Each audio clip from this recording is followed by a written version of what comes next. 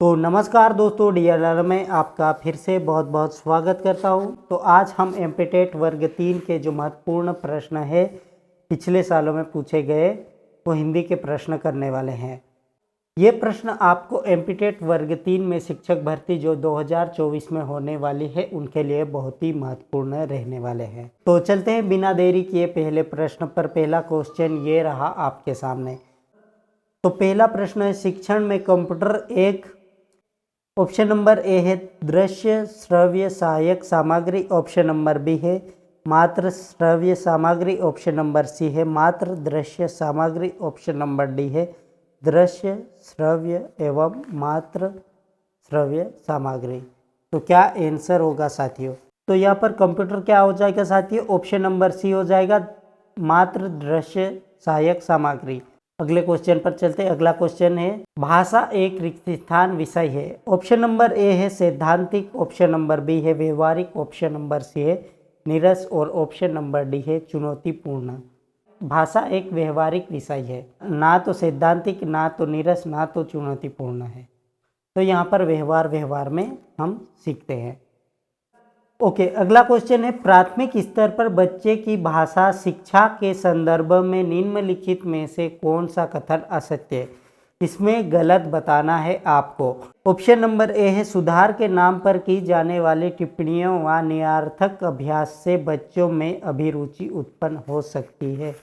Option number B है बच्चे समृद्ध भाषा परिवेश में सहज और स्वतः रूप से भाषा में परिमार्जन कर लेंगे।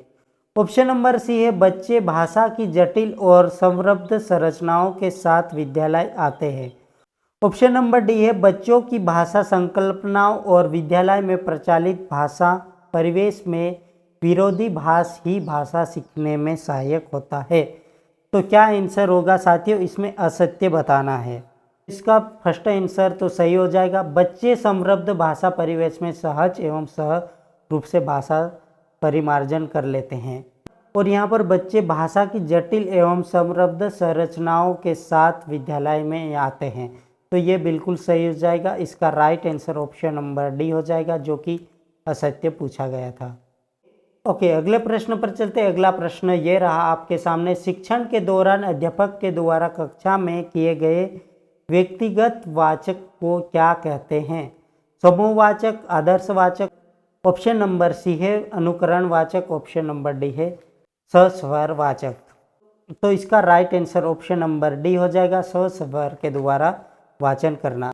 ओके, अगले प्रश्न पर चलते हैं। अगला प्रश्न ये रहा आपके सामने, बच्चों का सक्रिय शब्दकोश किसे कहते हैं? ओके, ऑप्शन नंबर ए है जिन शब्दों को बच्चे जानते हैं। ऑप्शन नंबर बी है जिन शब्दों का अर्थ बच्चे जानते हैं और प्रयोग करते हैं।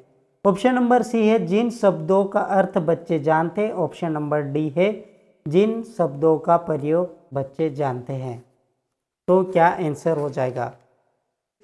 तो यहाँ पर बच्चे सक्रिय रूप से शब्दकोश को जिन शब्दों का अर्थ जानते हैं और प्रयोग करते हैं।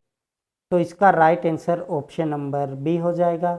ओके, अगले प्रश्न पर चलते हैं। अगला प्रश्न ये रहा आपके सामने, निम्नलिखित में से कविता शिक्षण का उद्देश्य क्या है?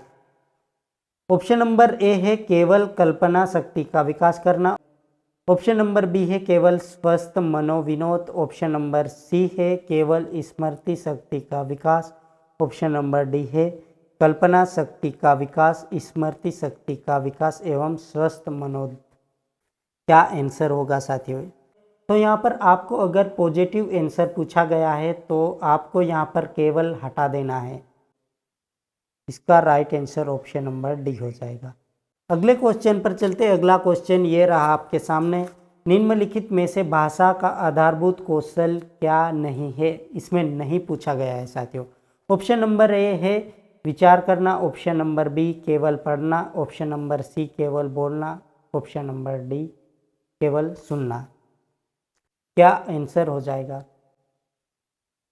तो इसका right answer option number A हो जाएगा, विचार करना। यहाँ पर पढ़ना हो जाएगा, केवल बोलना, सुनना, ये सभी भाषा के कौशल है।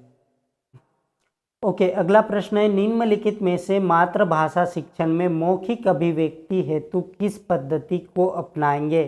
ऑप्शन नंबर ए है खेल पद्धति, ऑप्शन नंबर बी है अनुच्छेद पद्धति, ऑप्शन नंबर सी है विसर्ग संगति पद्धति, ऑप्शन नंबर डी है डाल्टन पद्धति।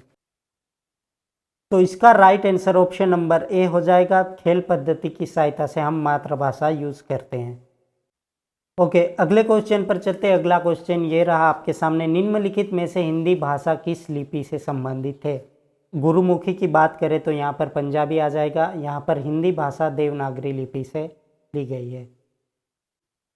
ओके, अगला प्रश्न है, भाषा संप्रेक्षण का माध्यम है। समाज में किसी भी भाषा के मौखिक रूप का महत्व सर्वाधिक होता है। निम्नलिखित में से कौन भाषा की मौखिक अभिव्यक्ति के प्रकारों में शामिल नहीं है? ऐसे क्वेश्चन को 1 से 2 बार पढ़ना साथियों। ऑप्शन नंबर ए है वार्तालाप, ऑप्शन नंबर बी है कहानी लेखन, ऑप्शन नंबर सी है वाद विवाद, ऑप्शन नंबर डी है वाद विवाद एवं वार्तालाप। लेकिन यहाँ पर कहानी लेखन अभिव्यक्ति नहीं है, क्योंकि यहाँ पर हम व्यक्त नहीं कर पा रहे हैं, सिर्फ लिख रहे हैं। तो यहाँ पर इसका right answer option number B हो जाएगा, क्योंकि यहाँ पर नहीं पूछा गया था। ओके, अगला प्रश्न है आपके लिए। इसका राइट आंसर कमेंट बॉक्स में कमेंट करना है साथियों।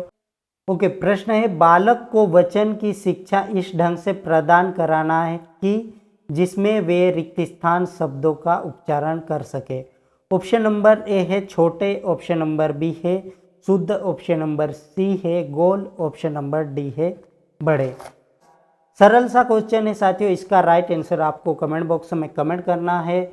और थैंक यू फॉर वॉचिंग। और वीडियो को ज़्यादा से ज़्यादा शेयर करें और वीडियो को लाइक करें। अगर आप हमारे चैनल पर नए हैं तो चैनल को सब्सक्राइब कीजिए। मिलते हैं अगली क्लास में। जय हिंद, जय भारत।